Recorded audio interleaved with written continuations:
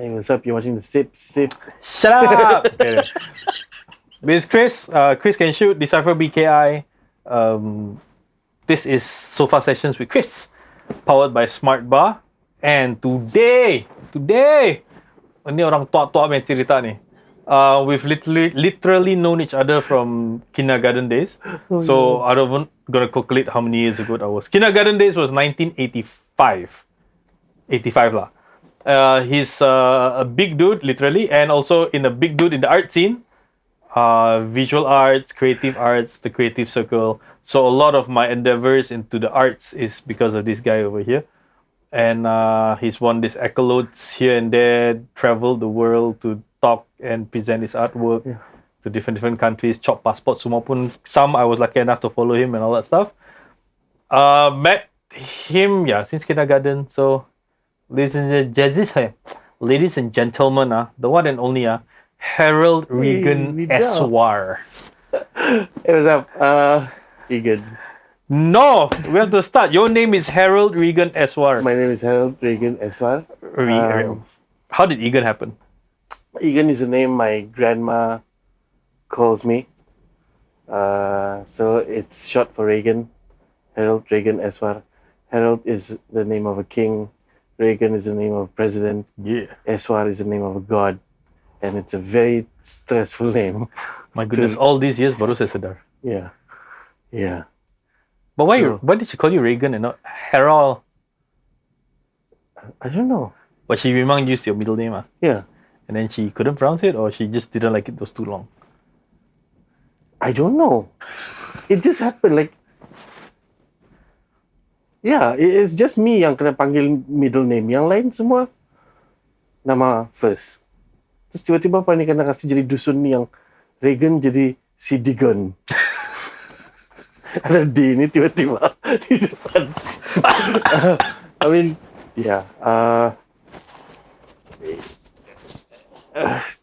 Okay. Yeah. So that's how he got Egan. So we'll call him Egan for short. I'm gonna be so tersasul for this show. Oh Lord. Anyway, so we first connected in kindergarten, but in Labuan of all places. But you're not a Labuanite per se. So kau asal usul kau dari mana, bos? Asal usul dari Keningau. Was born in 1980. Same. My dad got a job with Sabah Gas Industries, and at the age of 4, pindah pergi Labuan, studied, lived, experienced Labuan until I was 12, 13. Oh, masuk Form 1 you left already kan? Yeah. Like in the middle of Form 1, tiba-tiba, it was those days yang a lot of Sabahan kena retrenched because of the Sabah Gas jual dia punya, I guess, a big chunk of share pergi Petronas. So everyone from Sabah had to go back to Sabah lah. So you're saying Labuan not Sabah lah? Yeah. Bitch. I mean, there's always a certain debate. No. Physical element about that island yang kau tahu dia bukan Sabah. Really? Yeah. I guess it's like the monsoon is freaking weird, dude. But I always felt it was Sabah because you can see KK. I think perairan Sabah pun. I think the sea, kita punya beach, kita punya it's always the monsoon yang triggers me yang I'm in Labuan. Oh, really? The lightnings, the rain, it's those times yang I'm not in Sabah. Because Sabah punya hujan is mild. If you're from Sabah and you think sini ribut, go to Labuan, experience the monsoon for 1 month. You come back a changed person. I forgot about Bikin takut, king. It's very strong winds, very heavy. Yeah. Because I think it's an island, kan? Small, really, literally small island. So if you're like coastal, like Kudat, kau rasa, I think similar to what Labuan feels lah. But I feel like Labuan is a confused island from the start because it's so heavy Kedayan, Brunei. Oh, yeah. You know, like Kadazans and Dusuns are not a thing there. Not saying it's not a thing. Kau tidak berapa rasa. As opposed to like Kedayan and Brunei. Even the Malay sana pun very Brunei kan. Even the Dusun, the Kadazan pun aku. Liao, macam kau liao. But anyway, yeah. So, okay. You were there until 12, 13. But when you were in Labuan, kan, was it a big thing for you to handle leaving Keningau and going to Labuan? Did it impact you a lot? It wasn't my choice. I was like, ikut saja lah. So when I was there, I always feel like it's always like some kind of a trip.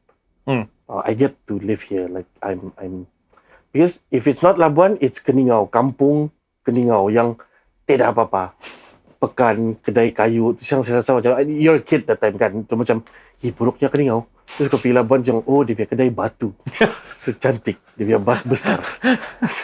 So I had this ego. I had this sombong kind of thing yang, dia macam orang Labuan. So I claim that lah that time. Yang balik kampung tu macam, kalau di Labuan tidak begini. Kalau di Labuan, I was a brat lah. Sial ni dulu. Macam, Sigen dari Labuan. Labuan is that weird thing though, where it does split very much kampung-kampung and that bandar-bandar vibe. I guess I've never seen the kampung. There isn't much of a kampung-kampung lah in Labuan. Maybe got lah. Kampung there oil and gas kan? Yeah, so it's like modern kampung overall. Yang kaya-kaya punya kampung. Because I feel the kampungs there are nothing as to what kampungs we've been through yang in like whatever's in Sempurna, whatever's in even Telupit or like Sapulut and all that kan. Like those are kampung-kampung. Labuan punya kampung is atas. They're middle class kampung. Yang kau tengok kereta semua yang bukan kereta, bukan Proton, bukan. I mean, car is cheap back then. It was cheap. It was very similar to Brunei pricing, I think, because the tax was so low, kan? At that time lah. Yeah. It was considered to be cheaper, but now because of the tax structure and all that, tidak jauh beza sudah. I mean, I had no idea about all this financial crisis. It happened in 86, and all this duit thing. I just thought that life was better. Wait, 1986 was a financial crisis? Asian financial crisis. 86? 86, 87, 89, the subside.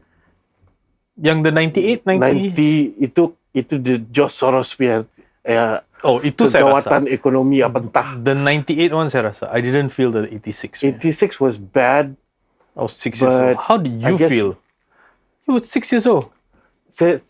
I remember this because my dad instill like kita beli barang dapur berhutang. Kau jangan beli junk food. Terus yang and he taught me how to read with the newspaper, and I had to read all these kind of jargon yang kita tahu. What newspaper was he reading? Daily Express. Oh, mine was New Straits Times.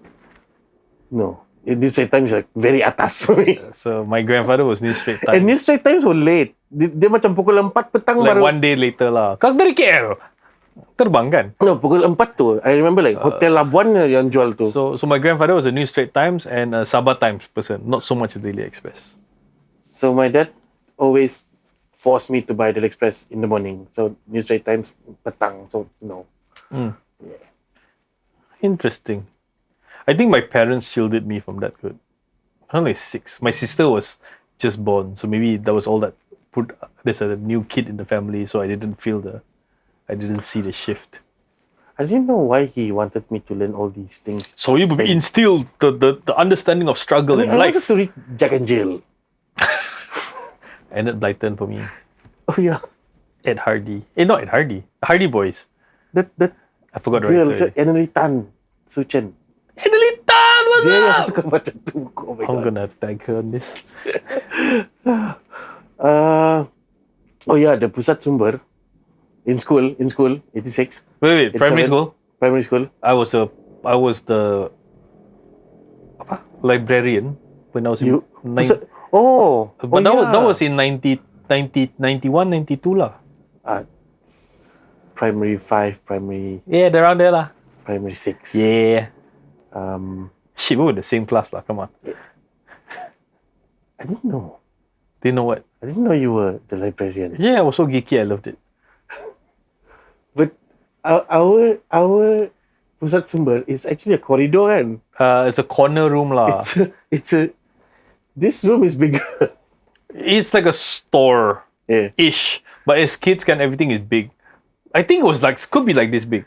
So, kau masuk, you open the door, there's a counter for whatever your station, and there were 2 rows on the walls, a left and right row, and 1 more shelf in the center. So basically 3 shelves lah.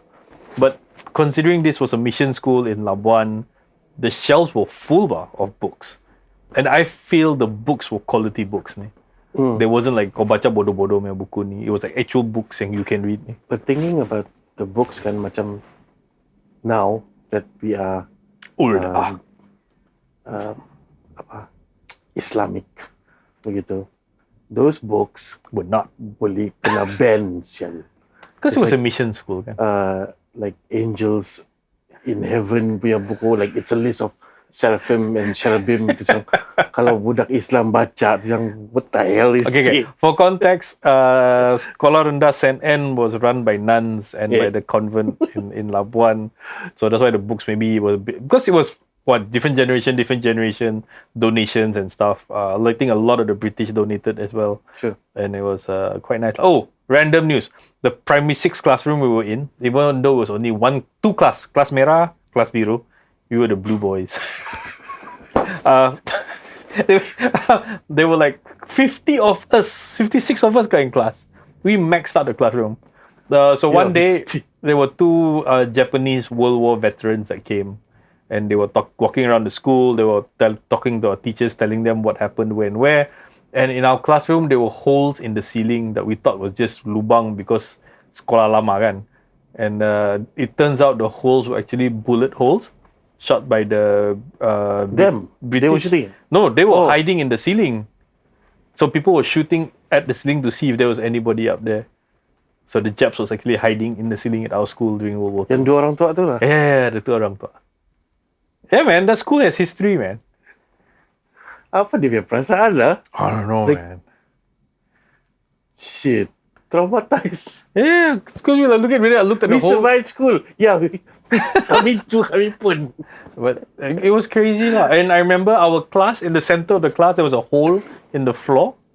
Our class was wooden floors lah, okay? So kayu-kayu. And then after a while, pandai berlubang and all that shit. And the hole would permanently be a hole. It would be our resource hole. Like, oi, ada pembaris kah? Oh, yeah. Oh, ada. Ada pemadam kah? Oh, ada. Semua pun kena sapu di sana. Yeah, so like we were kids putting hands into a trashy hole that had stuff inside. But yeah, that was Labuan. That's where we met our arts teacher, Cikgu Azizi, who we are still friends with now. Cikgu. Hey, Cikgu, we reconnected with him. We'll talk about that trip later lah. But we reconnected with him on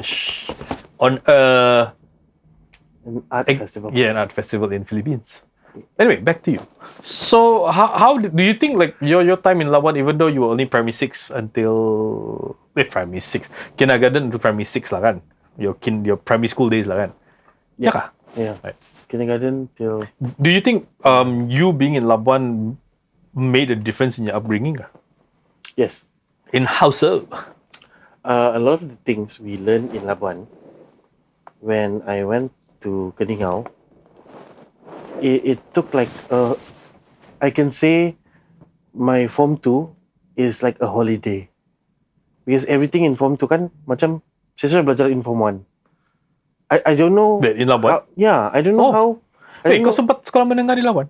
Yeah, Form 1. St. Anthony. St. Anthony. Alright. With Dominic Paul. Hang on. Who is trying to contact me? Nobody. Okay. And then? I feel like they bukan Labuan cepat. It's just Keningau lambat. Oh, you think it's a... There's a lot of recaps yang these rural facility had to do to their students. I'm not saying that budak kampung tidak pandai. Banyak yang pandai. And they are very, very good students. But I was put in a class where I'm not so bright lah. Same. So I feel like even though I don't get myself involved in school, but macam adalah saya pandai sikit. And I feel like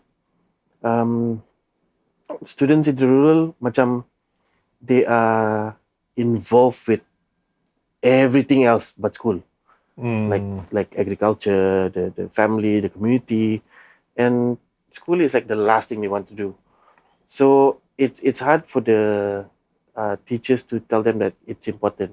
Education is important. Banyak yang, kenapa rambut kau panjang? Ini mau apa? Apa tu budak kacang apa? Dia punya rambut panjang, kuku dia panjang, and it was like cantik lah kuku dia. Tapi dia bilang, saya punya birthday next month. Dia bilang kan, I need to like bikin this party and everyone's gonna come. And I feel like at my time, that time kan, macam you don't think about these kind of things pa. Tapi these people are like, my social status is lagi penting, and my orang kampung, I need to show off a bit. So I really felt, I don't know, out of place. Keningau. In Keningau. That's interesting. It's not really a posh thing. It's not really like orang kaya, but it's more of a social kind of thing. You think we were oblivious to that in Labuan? Because I felt I was oblivious to that. I think so. Like I didn't care. So I don't know whether it was a circle of people. Maybe we took it for granted. I don't know, with the people we were hanging out with, because Labuan was so small. Kan? Primary school was only 2 class. Literally 2 group, like 100 people in that school. Our age. Like I think we were so much friends that we didn't see the social thing. I felt in Labuan, racism entered late. Because on weekends, when we were growing up, the foreign workers, the Om-Oms, the Timur, they would take over the football field and people were okay with it. Like they would have their weekend football games. They would join us for basketball. We would play with them on football. And the intermix was so cool. And then you don't see that. I didn't see that outside of Labuan lah. Like datang KK kau nampak sudah ada segregation. Yeah. The differences, the social class, the social status. I think Labuan was a safe haven for kids growing up because everybody knew everybody. It was like literally a big kampung. Maybe lah. And what I noticed is like people observe you in school. Where? Keningau lah? In Keningau. Oh. When I moved. Kau self-conscious. I didn't know about this. I didn't know this was happening. So macam saya punya kawan mau pinjam kasut. Okay. Gen bilang, pinjam kau punya kasut yang kau pakai hari tu pergi church. Wow. So, you were looking at my shoes? Ya, saya tahu. So, kalau ada satu lagi kasut yang begini. So, kalau kau pakai yang tu, saya boleh pinjam yang satu tu lah. Macam, wow. I never thought these kind of things akan jadi a thing and penting. And that time I didn't take, this was really big for me lah, because bila saya pindah kan, I didn't know there was a style for your school pants, your school baju, your kasut. I didn't know that you need to have this kind of brand so that you be a thing. Oh yeah. So you can get accepted. Yung, kau tidak pakai palas jazz. Terus yang, kau punya kasut warrior tapak merah yang untuk sepak takraw, kau bukan geng kami. Yang, the fuck is that, man? Kau stress, sial. And until the day yang saya jumpa this clique yang pergi bandel. Dia, kau mau beli tali pinggang gitu mahal-mahal bagus. Kau pergi rombengan. Dia bilang, apa tu rombengan? Bandel lah, LA. Yang pergi kan dia, wah, RM5, RM3. Then things kind of, like, I didn't care about style, but I care a bit now because I can afford it. So, I don't know. We want to be accepted, but we didn't really want to spend money. It was a confusing time lah for me growing up in Keningau because, yeah, like you said, Labuan macam. I come in hindsight. I don't think it's Labuan or Keningau. I think it's the age. I guess because so. In like Labuan, I think I started at 15, 16 young. I need to wear this type of t-shirt. I need to wear this type of pants. I can't wear like this type of shirts. I need to wear this type of shoes with this type of socks. So that happened a bit later lah, like Form 3, Form 4. But that was mostly because I was doing basketball and I was starting going out weekends. Like before that, come on. Like whatever you get lah, whatever you wear lah, you know. Then you look back at it like, I wore that? What? Young hand-me-downs and all that stuff. Yeah. And I guess lepas Form 4, Form 5, you get to have all these brands coming in. Billabong, Quicksilver. What was your favorite brand? Wow. Damn. I love Stasi. Ooh, Stussy. Because Uh-huh. that's the only brand yang kau boleh pakai marker pen and like tulis balik as if it was the original. I guess imitating The- fonts was my how do you say my ticket to get acceptance in my community as someone who is creative. Sebelum tu yang apa lukisan saya yang pelik-pelik yang kenapa kau lukis begini yang ganjilnya apa ni. Then when you start to draw like Kurt Cobain, Chris Cornell, kau boleh lukis kan? Yang yeah boleh. So I get more friends. Ya, terus boleh buat logo, Stussy, Quicksilver. Oh yeah, the logo Because craze. the logos are done in such a way yang dia pelik and unique begitu. Oh, Sigen yang boleh buat yang ngam-ngam gitu. Tidak juga lah. Lepas tu like ada kawan-kawan belajar like how to make car stickers manually. So macam you have to like up your game lah in the kampung. Do you think that's when you knew you had the inkling for arts? I guess so, yes. Were you conscious of it? That you were leaning towards drawing and... Yes. Near my house, there's a I call it like a graphic signboard shop. Okay. Yang lukis lori, Pakai tangan semua tu. Yeah, all that, Yeah. that thing lah. Bikin signboard untuk kedai. So that was like, I love these the smell of the aerosol, the cat dirang pakai apa semua. Stoner. And everything yang dirang buat kan seems so cool. Bayang jeans dirang kotor-kotor. With all the paint splatter Yeah. and stuff. So macam I want that. I want this kind of life. And bila that was as far as my ambition and my imagination can go. So when my mom asked me like, kalau kau belajar melukis, kau boleh jadi apa lah? Saya boleh jadi macam tu kedai. Macam buka kedai, lukis lori, Cute. lukis bus. So that was it. But I guess my mom is non-judgmental. Saya rasa macam lagi famous dari saya sekarang. Mami Ita, the tapai maker. So she was like, cool, okay, buatlah. And she didn't really expect. Dia macam kasih lepas je lah. Apa kau buat, kau buat. You do what you want. Just, I don't know, she didn't give me any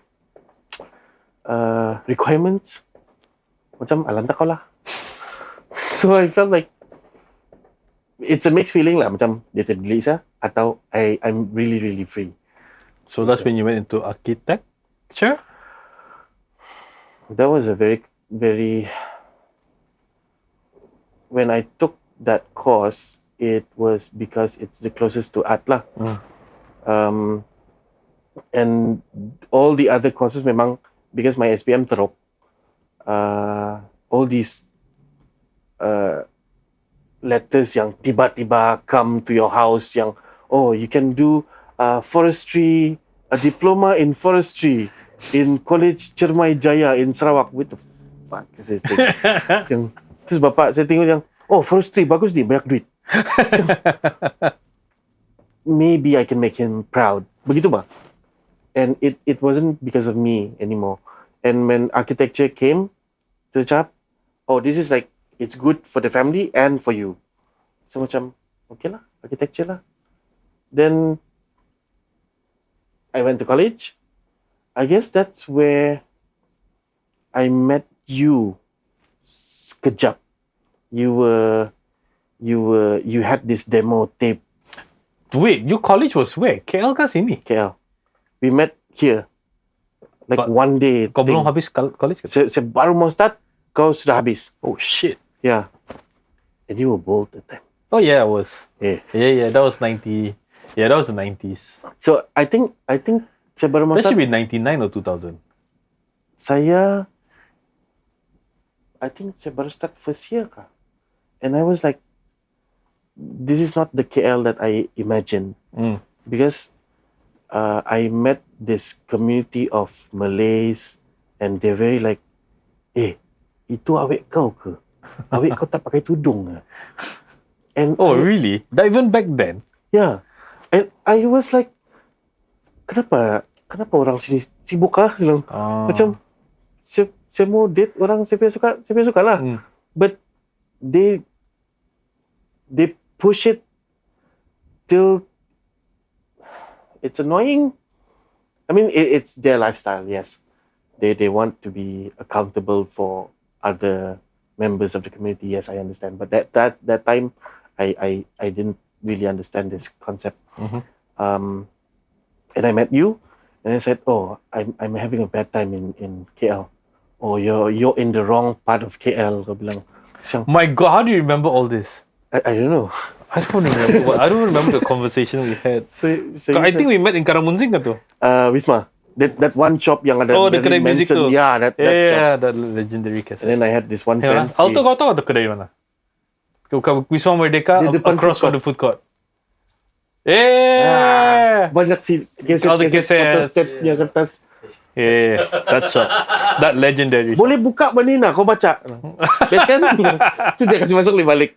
Nanti dia jual semua. And then they used to do custom mixtapes also. Like, kau kasi tahu apa lagu kau mau, we'll copy for you. Yeah, I met him there. And then at that time, saya punya kawan si Frank from this metal band, saya lupa apa. Dia cakap, wih kawan kau hip hop kalau. Cuma kawan kau lagi. Wih.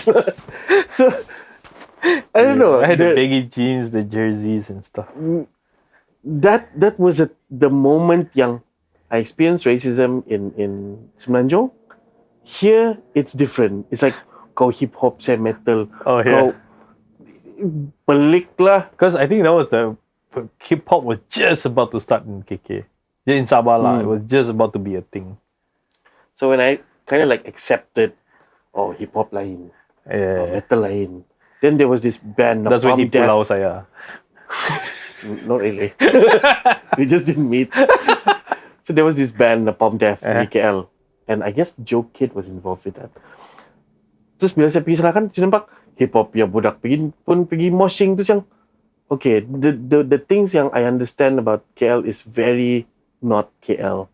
So I, like he said, I was in a very weird part of KL lah. A developing part. It was Sri Damansara. Atas. Dia apa? It was the curve before the curve was the curve today. Dulu, hutan sial. Tidak apa-apa. So yeah, I was in the wrong part with not the wrong community lah. I mean, we're still friends today until today, and they're very good people. But it's just that it wasn't the KL that I expected to experience. Then after college, I guess then I get to see all the parts of KL yang I missed. After working, after start clubbing. Clubbing. Yang sikit-sikit lah. Wait, you used to club? No, really. I go to places yang KLU magazine. Clue magazine. So kata, ni tempat best. Gila, kita tengok. Perang. And setiap clubbing punya time mesti ikut LRT punya cut off time, which is 11. Kalau tidak bus, kalau tidak aku kena check in hotel lah mana-mana. 11 was the limit lah that time. Itu kalau now it's like what, 24 hours? No lah. Still 11, 12 I think the cut off. Maybe there is a 24-hour line. I'm not sure. I don't think so. No. It was 9. Oh, no. Like ngam. Now it's like 11 almost or 12. midnight. Yeah. Last time it was 9. Yeah. Last bus, last train, budu ni yang ngam habis happy hour. Okay lah. But KL life is not for me lah, I guess. Being in Sabahan yang you have to wake up like around 4:30, catch a bus at 5:30, then kerja, balik rumah sampai pukul 10.30, 11. Tidur pukul 12 dan bangun pukul 4.30. Like, no. Sounds like my life now. But I felt KL. I love the working environment of KL. Not love, like I enjoyed the working environment of KL, but I didn't enjoy the socializing of KL. It felt macam very, like you say lah, like you're not one of us. The way you dress, the way you carry yourself, it's sangat the visual impression is so heavy in KL. Like here sangat very cincai lagi lah. Like there is like you have to look a certain way to hang in a certain area.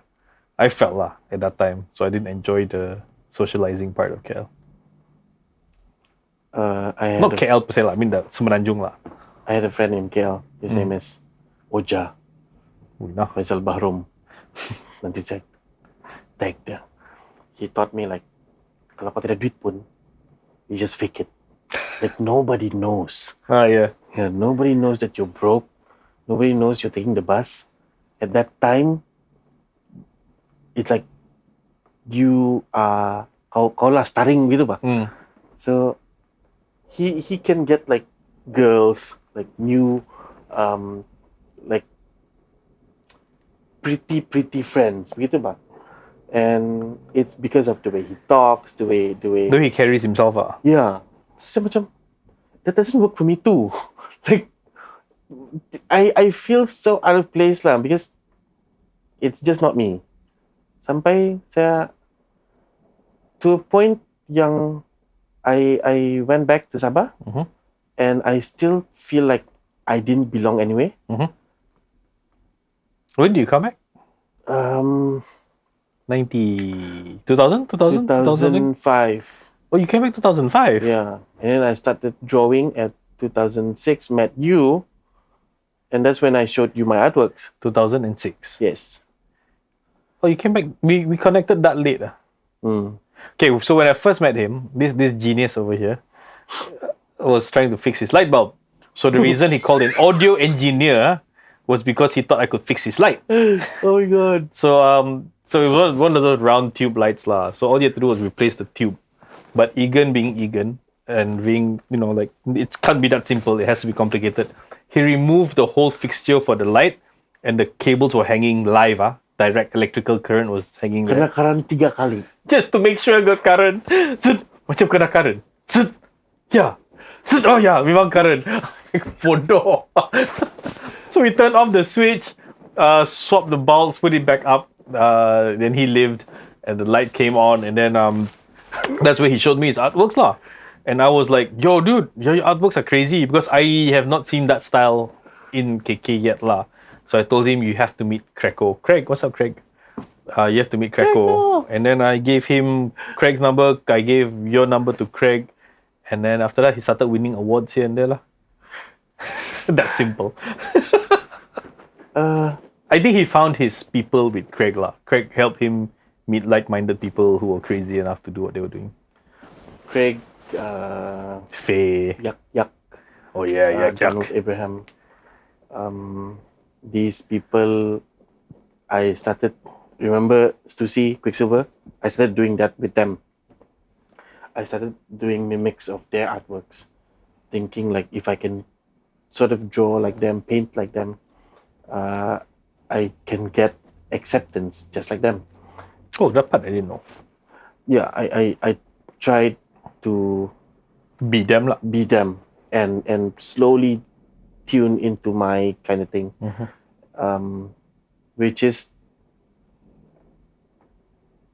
okay for a while. Lama-lama yang I feel like macam hypocrite, macam I'm stealing, because these artworks are sold and I was making money. So saya rasa macam menipu diri ni. I need to tune into the real me. But what is the real me? I started doing installations, some sort of a sculpture thing, and all these things I thought were my expressions lah. All these styles yang came after me joining this collective called the Kreko Art Group. until I think recently, when it was the pandemic, and then because I did architecture for my cari makan, how I make a living, and my art, which is my expression, but is kind of like not making so much money. So I because you need to buy paint, you need to buy canvas apa semua kan. And during the lockdowns, I couldn't get supplies and I had to turn everything digital. So I kind of like combined these two and made artworks out of my architectural knowledge. And it turns out that it makes sense to me. Like my art and architecture is something that I can document my life, my experiences, my stories, and also the people around me. And I named this style. I know it's social mapping. It's some kind of a mapping thing. But at that time I wanted to name it something, so I named it spatial biography documentation, which is very bodoh, but it got stuck. Very smart. It got stuck, and before I waktu tiru-tiru dirang Craig, dirang everyone else around me try to paint like Andy, which is impossible. You did? Andy taught me a few Tips lah. steps lah, ya, tapi impossible lah. I thought you've kind of found your style around the time you won that TYT award thingy. Around that year lah, I felt you kind of had your style. It was you. I love that style. But when we had like a discussion with some galleries in KL, they were saying that there's too many subject matters in this artwork. Which was always your thing also. Yeah, it's too chaotic. It's like a very bad buffet. Something like that. Yeah, boleh sakit perut. Something like that lah. What they want is a more relaxed Egan.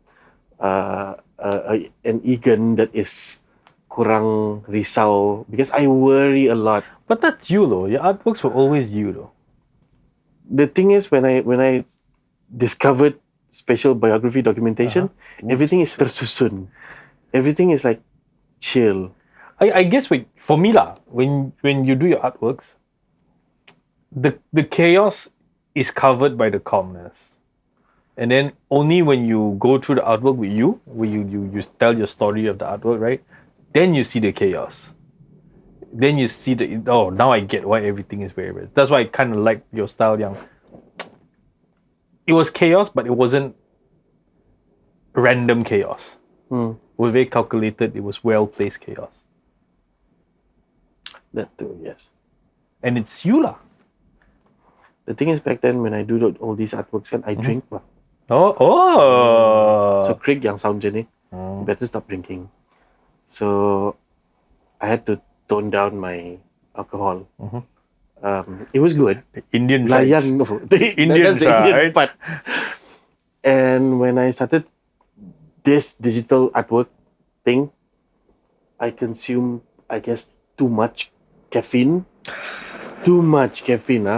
Because it was the lockdowns. Oh yeah. Kau boleh tidur, kau boleh bangun, anytime kau mau tidur, kau mau bangun, kau mengantuk. So, baliklah time tu. So, now, alcohol is not really a problem now. I drink occasionally. And I stopped caffeine at one time for like 3 months. Jadi bodoh sial. It didn't work. I was so uncreative. Like rigid ni saya punya sketches. It wasn't stimulating. Yeah. So now, balik lagi minum kopi. Like, I started going to the gym, but you cannot see now. It's inside. And my coach said, you can drink caffeine, you can consume caffeine, but jangan limpas tengah hari lah. Oh, in the morning. Yeah. So morning dari bangun sampai pergi office, makan tengah hari, like kalau boleh like ngam-ngam nun, minum banyak-banyak. Then after that like Detox. I guess it's kind of helping. So these are the times yang saya I do a bit of sketching. Have you gotten back to your drawing or just sketches? I've gotten back to drawings, yes. It's getting weirder. I think you still owe me a drawing. What? Do you owe me a drawing? I owe you a drawing. I think I owe you a drawing. Yeah. The me in the studio. The one that closed down in 2019. I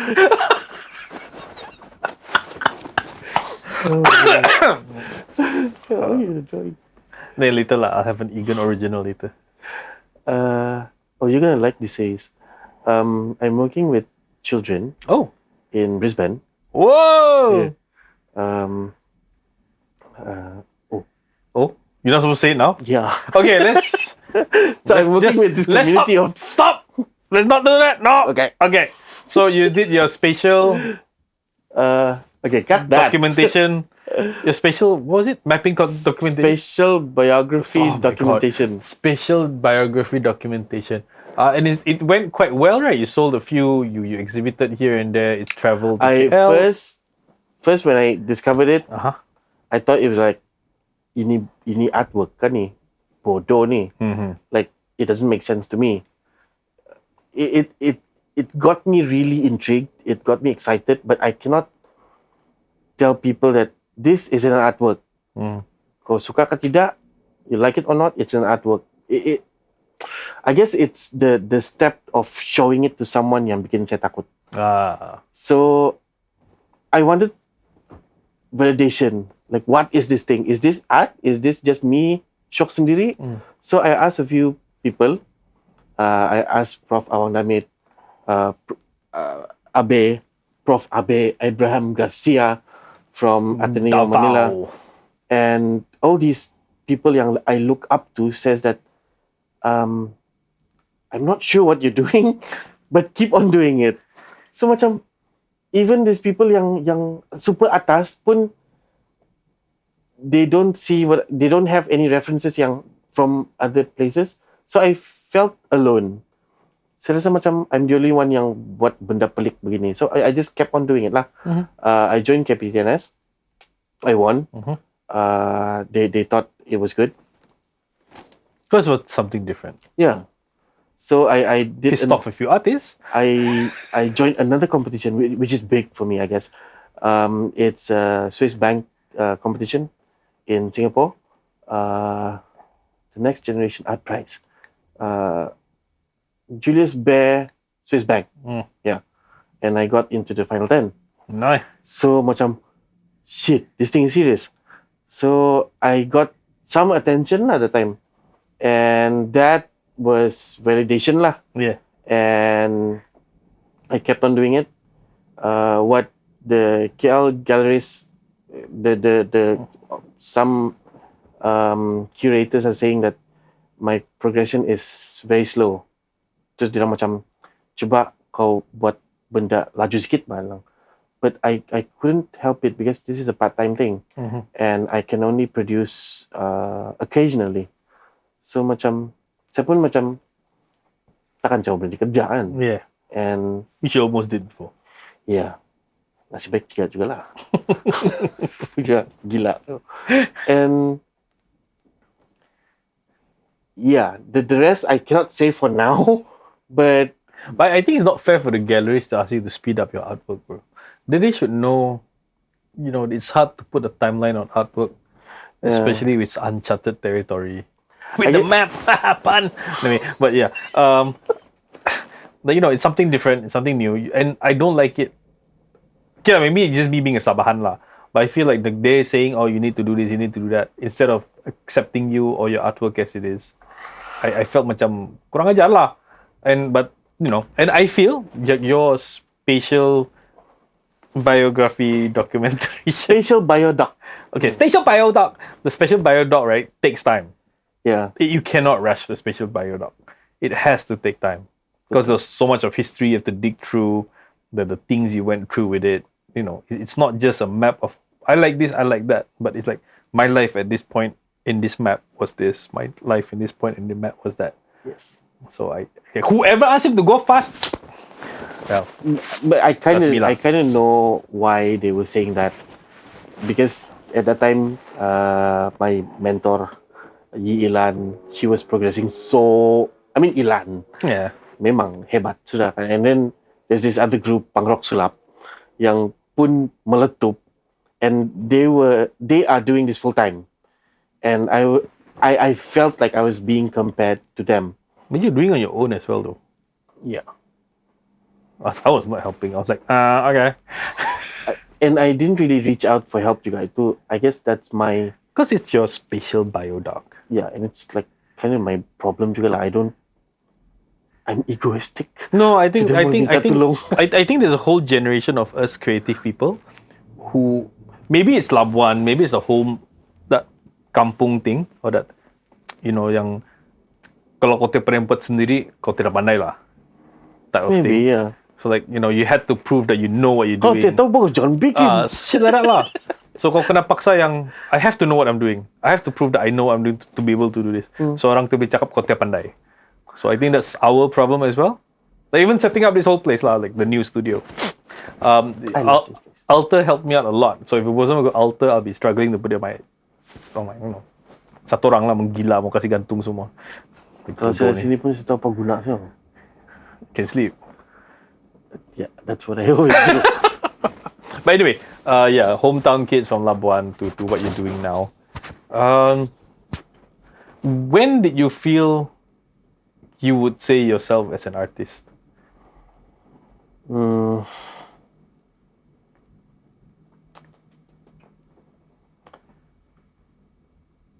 I want to say it was the letter from the first Langkawi Biennale. The paper plane one? Yeah. It was the first official letter that came from outside of Sabah acknowledging me as an artist. Yang jemput saya keluar. Outside of Sabah? Yeah, outside of Sabah to do something artistic. It's not like kursus, bukan motivation thing or some Good Shepherd volunteer thing, because I used to volunteer for the Good Shepherd sisters, and I feel like, I mean, the exhibition itself is okay. Backstory, because we were involved in it. He roped us in. The execution of the exhibition was bad lah. So let's just stop it there. But where we messed up was we had a concept of creating 5,000 paper planes. 5,000 paper planes, each with a handwritten story from somebody or a kid from the interior about their dreams. So the paper planes were about their dreams of flying high, and we wanted to make a collage of hanging 5,000 paper planes. So when you walk around, you can read the stories and everything. We had a year to do it. We only started doing it a week before the exhibition in Langkawi. Satu hari, 4 of us were folding paper planes in 3 days. I think we did like 100. Until to a point where you don't have to see the paper? Yeah, you can fold while talking. And I think we were 100, 200 paper planes? No, we reached... 5? Did we reach 500? I don't think we reached 500. I think it was 4. Yeah. It looked a lot. I think we stopped there like this stupid. Then Adam helped us with how to make a tunnel of the paper planes. But it looked awesome though. Adam made it look cantik he killed it lah. It looked amazing on video and photo. Sang tukang mah. Yeah, so that's the backstory of that paper plane and Langkawi. But yeah, it was a very unorganized thing. We thought Sabahans don't know how to organize, or we like not Sabahans don't know how to organize. When we think we've done things that we thought nobody could do worse, and there are people who can do worse. Like, yeah, we're not that dumb. Talking about organized, not organized. Yeah. You remember? Disorganized. Kato Subasa. Vaguely. So, he is a contemporary artist. Mm-hmm.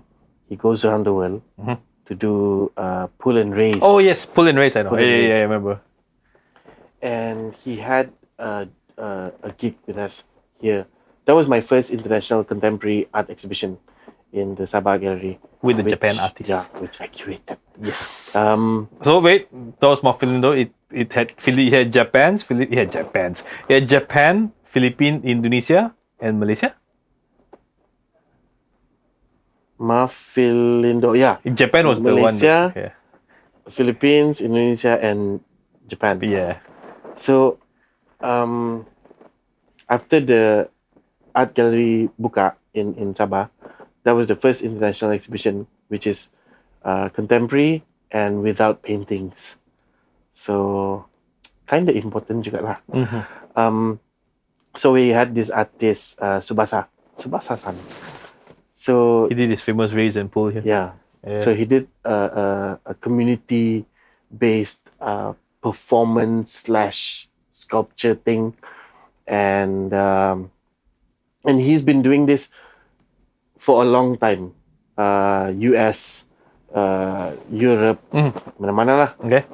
And when he was here, after he did the Sabah punya version of pull and raise, he was, dia macam bingung ni. Dia macam, this has always been an organized thing for me. Saya boleh susun, even though I don't speak the language, saya boleh susun orang to make it work. But not with these people. Not with Sabahan. Kau meeting macam mana pun, bila on that day, it becomes chaotic. I don't know where was the mistake. And we're like, yeah, that sounds Sabahan enough. So yeah, memang gila lah. I think sometimes we don't take ourselves for granted, so we don't prioritize what we do.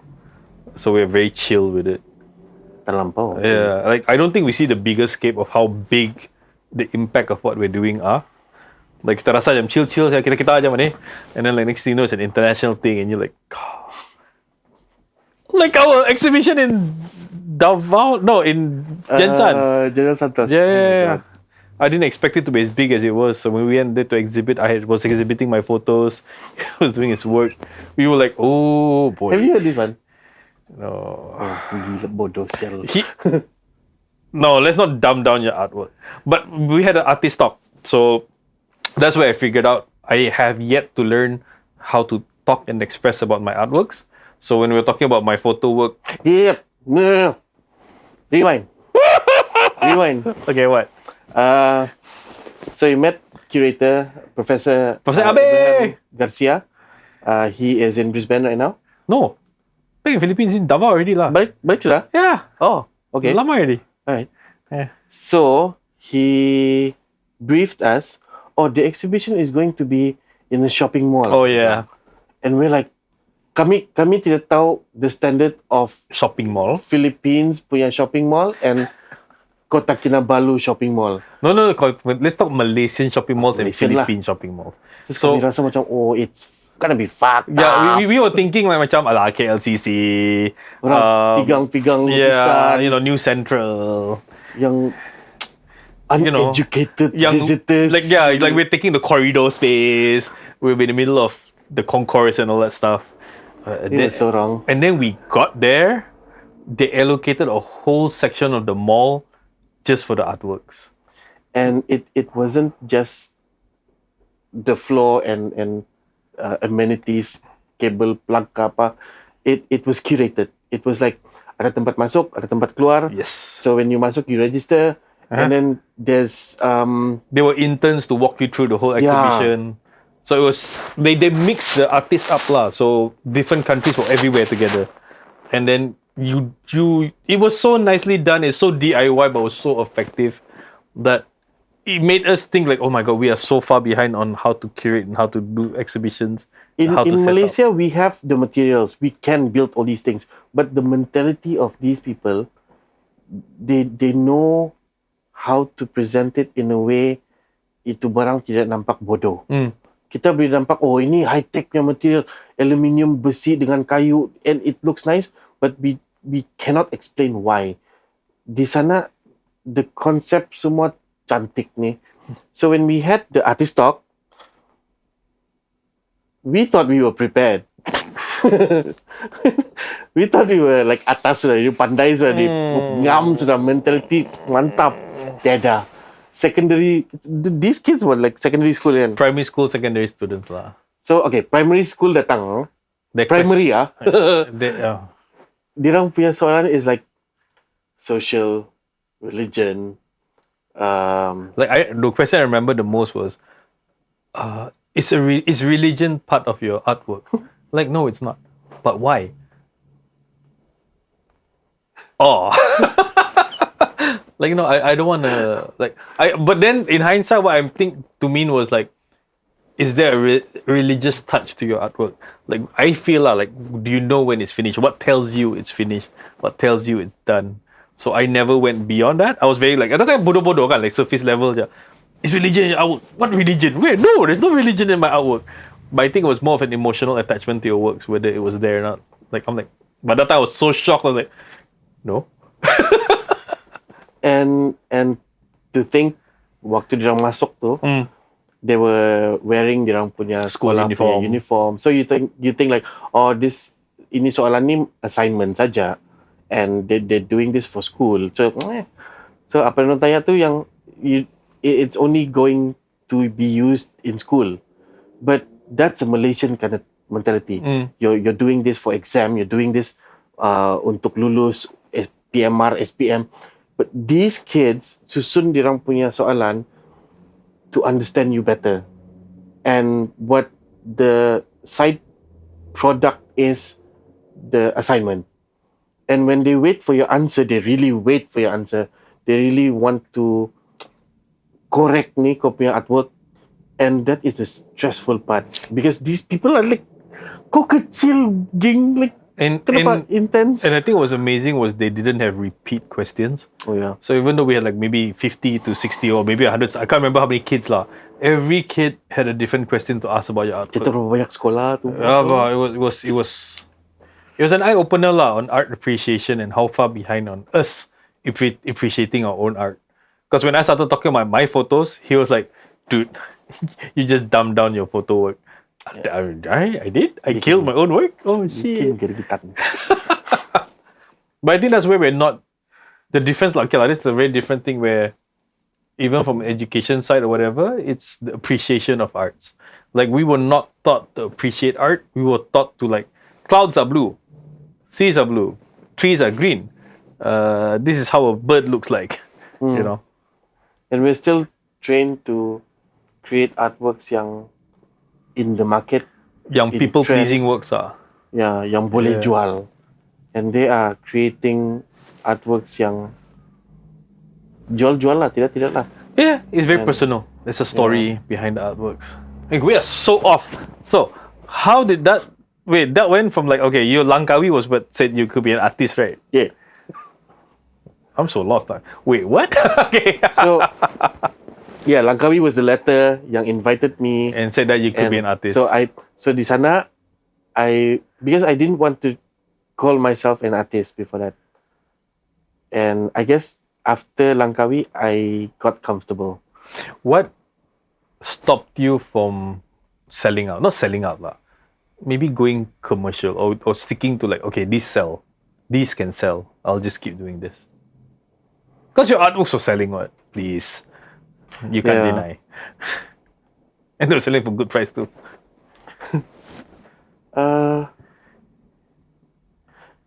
Yeah, fikir balik macam I could have made a lot of money. I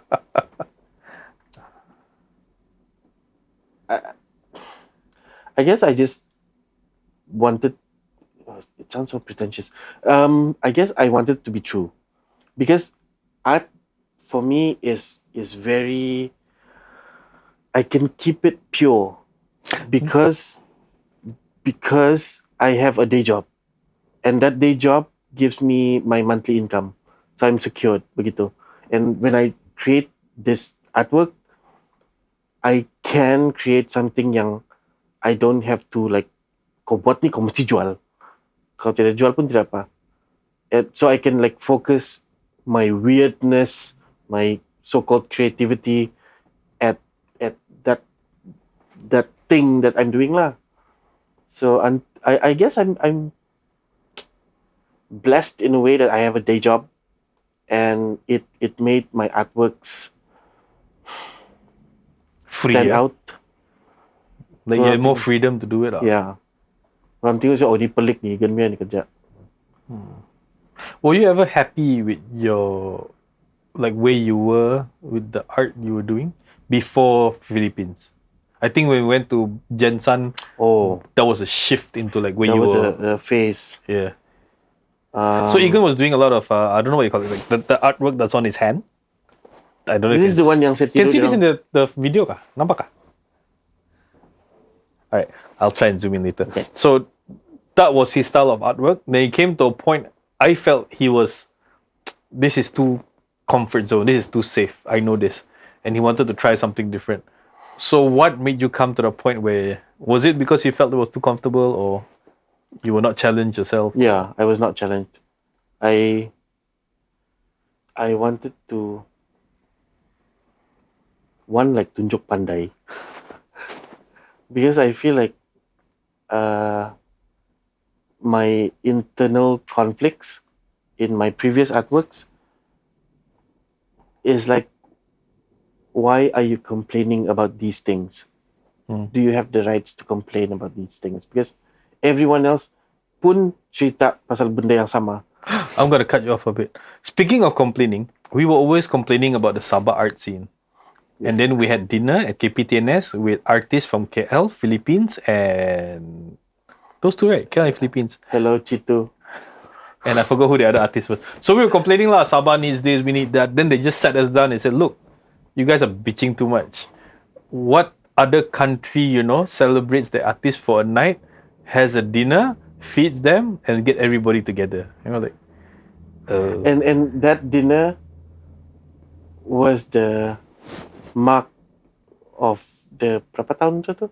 33 years of the KPTNS, the competition. So it has been going on for, at that time, 33 years. Now, entah berapa sudah. Yeah. And we realized that Sabah Art Gallery is it one wasn't of the really most... a competition, right? KPTNS is not a competition. KPTNS was... Okay, ni yang saya tahu lah. The technicalities, It's apa was KPTNS for? Nanti kau interview Sarah. KPTNS stands for... forgot the meaning of KPTNS. Karya Pilihan. That's the thing. Negeri It's art Sabah. selection. It's not a competition. So back then, Yes. when Arwah Datuk Say his name. Yaman Okay. was still the head curator, Sabah Art Gallery had less artwork lah, bukan tidak artwork, less, sikit. So they wanted to have a collection Of local artisan works. So they started this so-called selection lah. It's not really a competition. It's a gathering of artworks. So they did the selection and they kind of like kasih prize money lah to those selected. Like they kind of bought the artworks lah. Yeah. But yeah, gitu juga lah. And it went on and on and on and on. And it's the only program in Malaysia that does that, right? Yeah. So yeah, if you're a Sabah artist and you thought like KPTNS is like, think again lah. Memang KPTNS is important, no? Yes. And the artworks of KPTNS are very much regarded for me lah, in the Malaysian scene. It's like KPTNS is a big thing in a way because it's so publicized. People read about it. I think curators actually keep an eye on it to see the new artists coming up and all that stuff. And to think that it's been going on for 30 Over more, years. Yeah, 30 over years. In that 30 years, like I can say like half of the artists that submitted the first KPTNS tidak sudah. Ong Fadila, Inau. Even your batch would be considered seniors already. You, Lan, all these people, the whole gang lah. Uban sel. But that's Spek pun KPTNS. tebal sudah. So how do you find yourself again? Was it because of your spatial Special biography documentation. Special biodoc for sure. Yeah. Was it special biodoc when you found your footing in artworks again? Yes. If it wasn't for special biodoc, it would be I'm so still, sorry. it would be still those abstract expressionism. Would you get back into it? Yes. Are you I doing- love it. Yeah. But it has less meaning for me. Oh. Yeah. What was the no. How do you feel when you had your special biodoc? Like, and then did you feel like that was when the abstract side was a bit I understand this. like, it's not your thing anymore? When I was doing drafting, Yeah. architectural drafting, like super technical work, my architect would complain that my lines has no meaning. My lines are too artistic. Dia bilang, you have a lot of redundant lines in your work, and these are not technical. They have no technical values. So macam, tapi cantik kan? So macam, saya puas hati bah saya kerja. But you don't have to do all those lines. Dia bilang. So macam, sial. Then I did abstract expressionist, and I didn't realize I was adapting the same discipline yang saya ada with my bodoh architectural punya drawing, and I put all those things in my paintings. Okay. So why special biodoc is very ngam for me, I feel like these two bodoh things bila kau si campurkan, it makes sense bah. So it's a special Yeah. biodoc lah. Special biodoc. Oh. I didn't it wasn't written yang saya terus faham betul-betul until Yi Ilan again came to me and asked, so now is it easier for you to explain? Terus yang shit, yes, senang sudah. I know where and how things, the reasons for all these redundant lines, I know how to explain it. So dia bilang, there you go. It's meant to be. Kau punya, yang dulu kau punya silap tu, it's not really silap. It's just that it's not in the right category. And now special biodoc it's that. Nice. Yeah. So the lockdowns kind of made me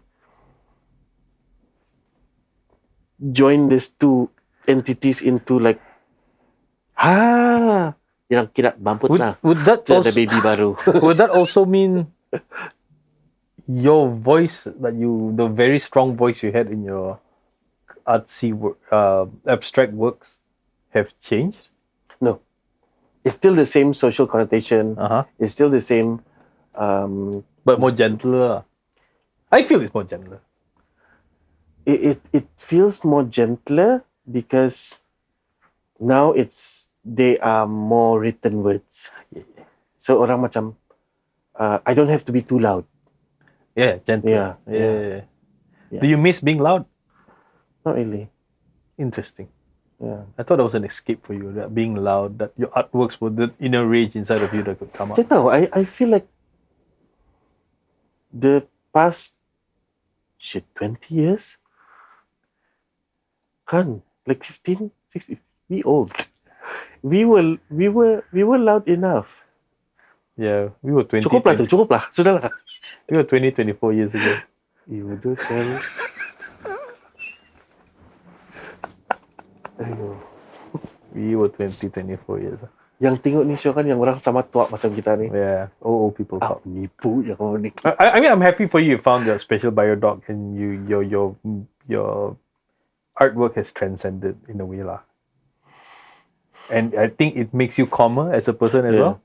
Like kau tidak huru-hara, like I have to do something. Like you found your outlet that speaks for you. And Now it's just project to project. Kalau habis lah. Kalau dah guna ni barang. And I don't have to like stress out. I mean, yeah, I've been given tasks yang I have to finish like in time, but it's busy yang bagus lah. Yeah, I think you're a much calmer person now, more chill. Not so like trying to find your footing or trying to understand where you fit in things. I guess being a dad has some kind of a... Hell no! I remember when you Really? first became a dad. Yeah, You I were was... more clueless and headless. Now those things at home can talk. We can communicate. Those things. You know what Hannah asked me? What? Pa, dia bilang, all these artworks, why do you make them so hard for you to finish it? Noise. It's the same question yang saya tanya diri saya sendiri. Why do I make it so hard for me? Terus dia yang tanya ni yang, macam kau nampak ni barang, ha? Ba anak kau. And she draws like him too. She draws better. She draws so much better. I told you she mentioned the word mark making in front of Jennifer Lingi. Jennifer Lingi is the Previous curator for the Sabah Art Gallery. So mark making is a term for abstract expressionists. And my daughter was 4 years old back then. She was only in kindergarten. And we went to the Sabah Art Gallery. So we saw a painting by Professor Awang Damit. And Hannah said, my daughter is Hannah, she said, oh, this is mark making. So the curator at that time heard her say mark making. And not everyone says those words. Hell yeah. So dia tengok saya, Egan, what have you done? So, yeah, sorry. Huh. I think, yeah, it's nice that your work has grown and you found your work. Because when we went to Jensen, he was so lost. He was trying to rediscover himself and he was forcing the artworks to be artworks. Yeah. Literally, come on, you were forcing the artworks to be artworks. It was really, really hard for me to explain it. Yeah. Until to a point yang saya pun tidak percaya tu barang tu. Bodoh ni. I think in parallel, not parallel, like not comparing, but I think I'm in that spot where I'm trying to figure out what I'm doing with audio, like what am I doing with music, why am I still doing it? But you're so established, and you're not. See, I mean you're established as a. But I thought you found yourself already. I don't know. I think we were talking about this where we said we cannot be afraid of letting our dreams change. Oh yeah. So like maybe your abstract part has passed and you found something else that's happier for you. Like I don't know if I found musically where I want to be. Photography, okay, so I'm like cool with that. Video works and everything, yeah, cool with that. But when it comes to music, it's like where do I sit in this? Do I still love this? Do I still want to do this? Is it just a job? If it's a passion, yeah, like it's my weird quirky beats. And which I haven't put out anyway yet. But yeah, stuff like that. I feel like... No, so I feel like that's where I see you have found that thing next. I guess. Yeah. And that makes you a calmer person. You're not so like lost. I believe... Whoa! Preach, boy, preach! You have found it. It's just that it's not accepted. Because in our community here in Sabah, your beats are weird. Oh yeah. Yeah. By default. But your photographs are not not weird. Hello. No. Yes, they are weird, but they are consistently weird. Sampai bila kau tengok satu gambar kan, you know it's Chris punya kerja. I think with photography kan, again we in the music circle we talked about it. You can see it, so it's easier to appreciate it. With music kan, it's so subjective because everybody listens to things differently. Listen to things differently. But okay, anyway, let's go serious. More about you. How do you stay doing what you're doing here? Why did you not leave KK? Besides your wife, kids, and all that you had a chance to like explore the outside world. What made you? One reason stay is here? In a year I just have 30 days of leave from my day job. I work with City Hall, and I love the job. It keeps me grounded. I get to meet a lot of people, and I really want to do something with the government. And with that, I'm stuck. Okay. Yeah. Would you do like pockets of travel? Yeah, that's why I do lah. I mean, kalau dah Chan pergi some kind of a festival, some kind of a Biennale, I think Singapore Biennale was good for us. So yeah, very eye-opening. yeah, it's things like that I think I haven't done, or you haven't done in a while. So me and him, we went. Okay, backtrack sekejap. Again, I know where this is going. again, No! Yi Ilan and Kai Hori, curator from Sabah, Singapore Art Museum. So they went to Sabah in search of contemporary artists who are pushing the envelope with specifically big, that's the term, big ideas. And we thought we had big ideas. Literally big This ideas. is big enough. Besar Bikin ni. ini, bikin itu, but it was just the size. Yeah, It was just the size that is big. The idea itself is not big. the conceptualization of it. So I'm sure Ilan at that time was frustrated. Yang bodoh ba ni budak-budak ni. It's still not big enough. So they were saying like, okay, if you guys have the budget and the time, pergi tengok Singapore Biennale 2013. If the world changed, dia punya theme.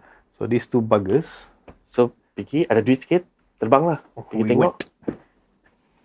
I think after the 2-day trip, I mean, not the trip itself, we were like 5 days or something. The first hour of looking at artworks at the exhibition, we were like, Migraine. Yeah. we are so not thinking big. Yeah. We were so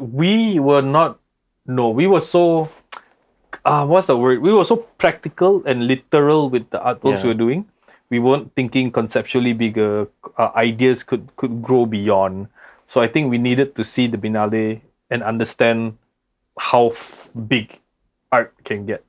Because that time we were apa dia panggil tu echo chamber. We were in an echo chamber in Sabah when all the sounds yang kau dengar kan are your friends, your cliques, your gang group lah, kau jago kampung lah, kau hebat lah, tapi you're just there. Terus bila kau keluar kan, then you realize that ini pun ada juga kah? Ini pun boleh, sampah pun jadi art. Oh yeah. And so the sampah thing was di kampung in Indonesia kan? there was a lot of sampah. I like the big ball one. So what started off as this person picking up rubbish and making it into a ball in a span of, was it 1 month ka? It was a short time lah. So it went from a ball he could handle to a big ball that needed 5-6 people to roll around. It was just pakai lori sel. Yeah, it was just collecting trash every day to pile on to such a big size, and it was in Singapore. When you saw the thing, you saw the video, you're like, okay, that makes sense of how much trash is in your kampung area alone ni. So stuff like that lah, which we didn't think about. Like we did that in Tanjung Lipat, dude, satu lori bus. And then one of the artworks that really stuck with me until now was a Vietnamese artwork. It was a small room, maybe like this studio. It had a makeshift like kolam lah. Like I think it was a few inches deep. It was filled with Chinese black ink. You know, Chinese calligraphy. So when you walk in, the smell hits you first, and you're like, oh, what the smell? And then you look at it, it looks like calm pond, smooth, nice. Then you read the description. The smell is to remind you of the lies and the bribery that was signed by the ink that was used with this, by the pen that was used with this ink. So like, that alone was like, okay, I have not been thinking big enough in my whole life. And the shape of the kolam is a table. Yes. Yeah. Where the right signing would actually happen. Contract, grant tanah are being signed. It was crazy lah. And I think I fell in love with the concept where what Singapore had with the Biennale, where the whole city becomes a gallery. So every nook and cranny, every space that was participating was holding artworks. And it was like your shopping malls, your alleys, your kedai yang ada entrance besar. And it was everywhere ni, even things that were not part of the exhibition we thought were art. Like, Langkawi Biennale wanted to do that, but it was monsoon season, banjir sini sana, and a lot of things didn't go well. Okay, maybe to save them, they didn't have a very big plan B lah. Yeah. So all the artworks by was it 50 artists, 100 artists? Banyak itu. Were all crammed into one ballroom where we were having dinner at the same time. So it just downgraded the value of the artworks and the people that were coming, because it was international artists from Philippines, Indonesia, Japan, We had China. people from Europe. Yeah, from Europe were all down, and to be exhibited in a ballroom just like that felt a bit. Yeah. But we've done dumb stuff here as well. Oh, yes. A lot of stupid things. I think we need to get into curating again. We haven't done it in a while. Yeah. Well, you're doing it at Kotake. No. Oh. You're not doing it at Kotake? Ate, Ahmad. It's being passed down now. They're doing. So I can sit back. I mean, not that I've been doing a good job. No. I'm just overwhelmed. Are you ready to be not part of the community? That's the thing. When Greco Art Group was made, that was the idea. That was because we were not accepted, or we thought we were not accepted. That's why we ventured into different ideas. I guess I'm ready, if that's the case.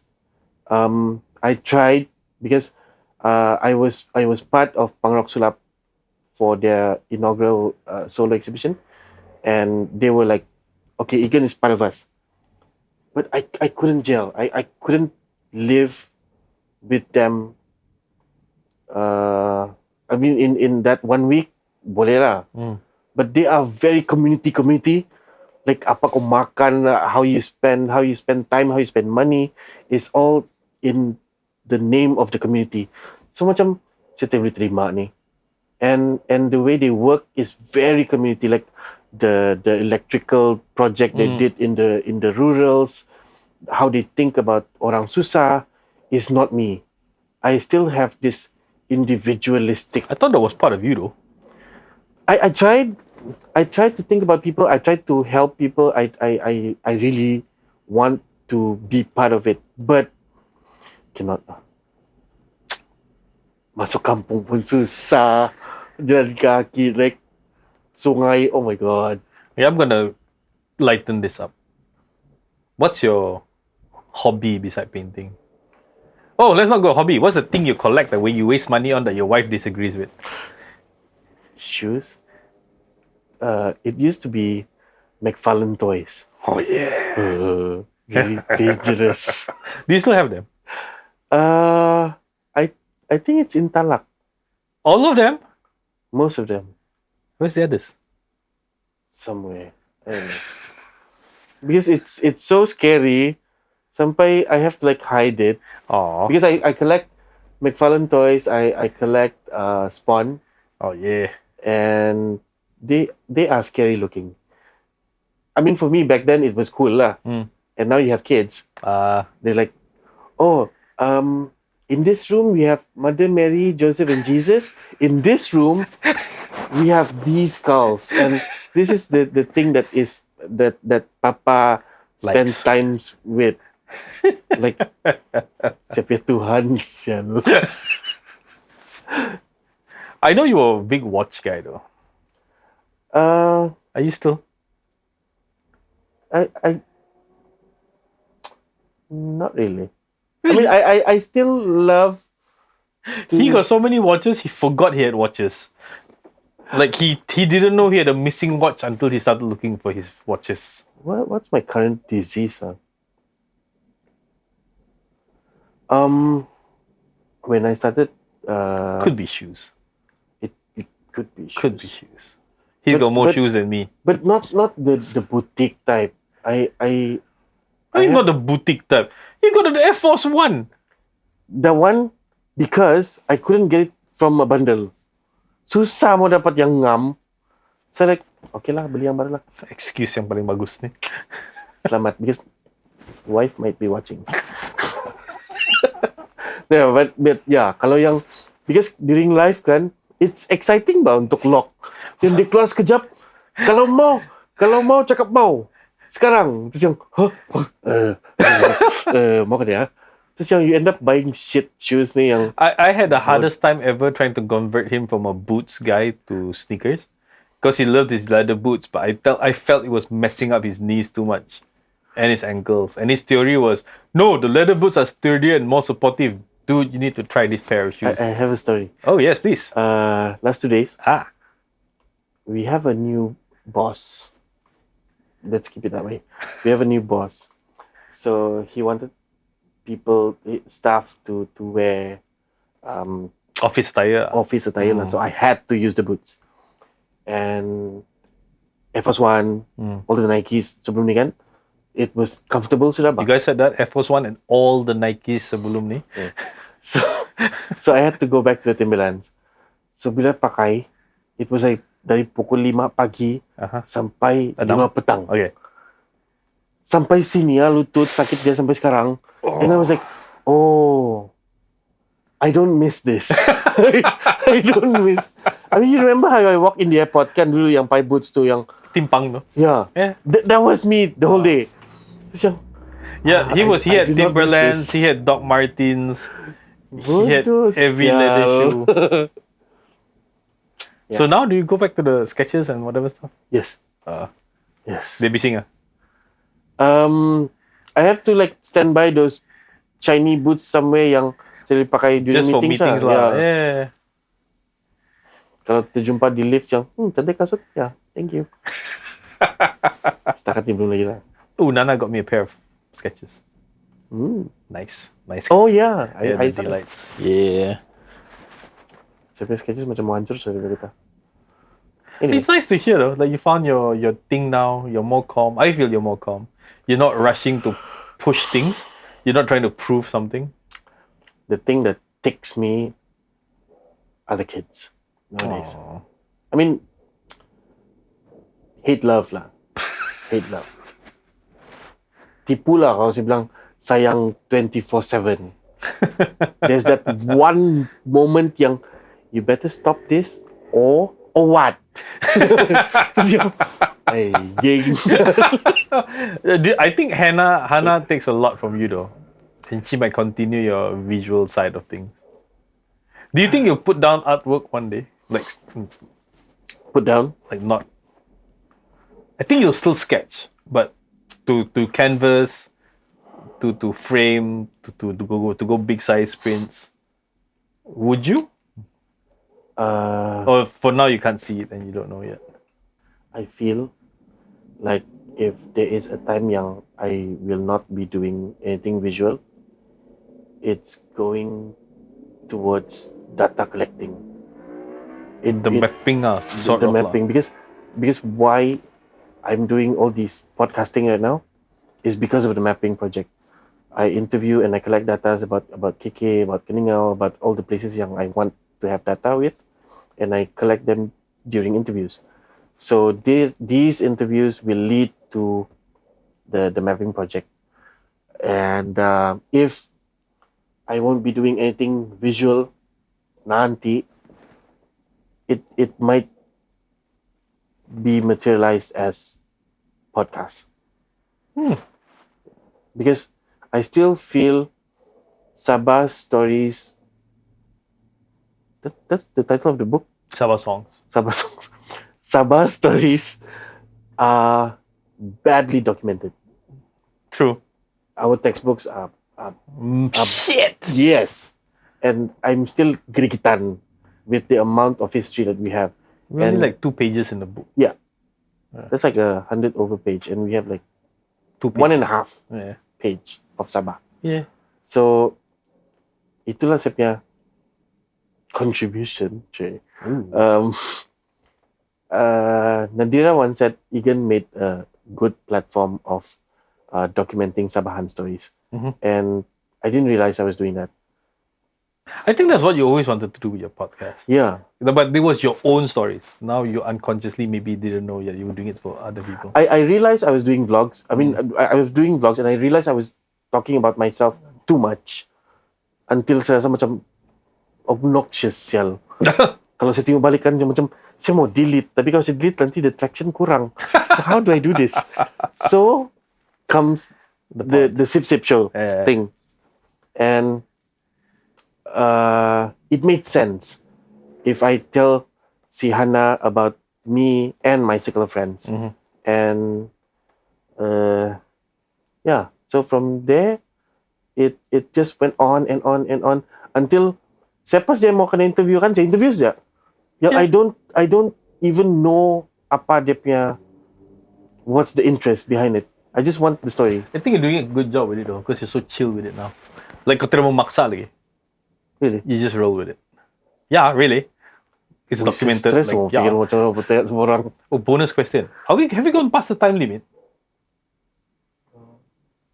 No, it shows yes 41 minutes, but I think it's more already. Continue with the cameras. Wait, what time is it now? What time do we start? Tidur lagi. It's 10:20. What time do we start? Ui. I didn't track. I mean, normally I will see from the camera, but the camera says 41 minutes. I think it's an error. Wait, what? Okay, I met Farid at 8 something. We set up at 8, 9. Maybe did we start at 9? Could it be an hour? Could be later. An hour 20 minutes to what? An hour 20 Mungkin, minutes around there. Okay, I can wrap this up. Right. I should do a part 2 with you later because I think we've only done the visual Egan, not the Egan. What's this Egan? Like the Egan does not really outwork lah. The Egan with the stories about life and all Oh my that stuff. god. Yeah, I need to do a part 2 with you. Whenever we do this, it's always never proper enough. Tidak pernah puas. Yeah. Because I've done like 3 with you. Pun tidak cukup saya rasa. 3? Was it 3? Kalau campur yang di kaki 5 lagi, banyak satu. Yeah. Ada anjing lagi lari-lari. I think the problem is because we've known each other for so long and we know each other so well. It's so hard to do this. But I'm so interested and so pleased that you said what you said about your spatial bio doc. And it feels for me lah that you found your new you and it makes you a calmer person because you're not trying to find something anymore. So that's awesome, man. Thank you. Yeah. Okay. So this has been Sofa Sessions with Chris. This is Mr. Egan. I'll put in all these links. Wait. What? Why? Congratulations on the first session. Oh. This has been long awaited because I've heard of I cannot say lah. Cannot say what? Siapa punya podcast yang lain. I feel if it's like a person from your scene, macam kau sih yang ngam ni. Bukan mau menjilat ke apa. But I feel like the only person yang qualify to do a podcast series of things like this. I mean, Lester is doing kopi-kopi sudah. Yeah. So biar dia buat kopi-kopi. Right. Yeah, podcast is you. Aw. No pressure. Hey, thanks though. We are super awkward when we do compliments to each other. Yeah, we know. This is like the Indian yang. Cannot lah, what the hell? Tony, drink. Do not say you're good. No, don't take it too hard. You're qualified. You're not good. You are doing the work. Do the work good. Or somebody gonna get hurt. Ha ha ha ha ha ha. Okay. Anyway, hopefully, thanks for coming on this. Your sip has been an inspiration for this as well, because it made me think like, I have no excuse to not do it, so I might as well just bloody do it. You know why? What? Satu lagi. What? Why? What? Do I do sip? Why? Cepat. Why? It's the worry if Chris Pereira goes in podcasting. Serious. Kalau kau masuk podcasting, siapa interview siapa? Dude, it's KK. We're the same I know. friends. Sama berpusing-pusing. Yeah. Bagus cepat. Sial. Yes. Yeah. Okay. Habis. God damn it. Of all the reasons lah kan. For the music side lah. But don't worry lah, at the moment of shooting this, I haven't posted anything yet, so I'm compiling a few episodes before I put it out. So you still got time. Anyway, this is Sofa Sessions with Chris, Egan from Sip with Egan. Thank you for watching and tuning in, and I'm sorry if you went overtime because I don't know what time we've done this. Anyway, catch you on the next one. Brought to you by Smart Bar. Peace. Yeah. Ah.